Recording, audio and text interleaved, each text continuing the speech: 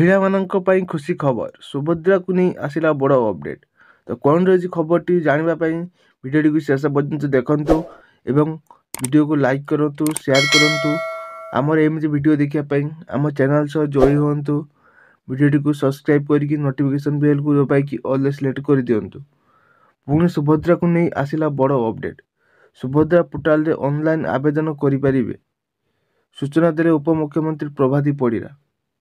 एने उपमुख्यमंत्री प्रभाती परिड़ा सूचना देइछन्ते जो मैंने 20 ରୁ 21 वर्ष बयस पहुँचले से मैंने आवेदन करें। 1 वर्ष होइथिले सुभद्रा हिताधिकारी भाव जोड़ी हुई पारिबे।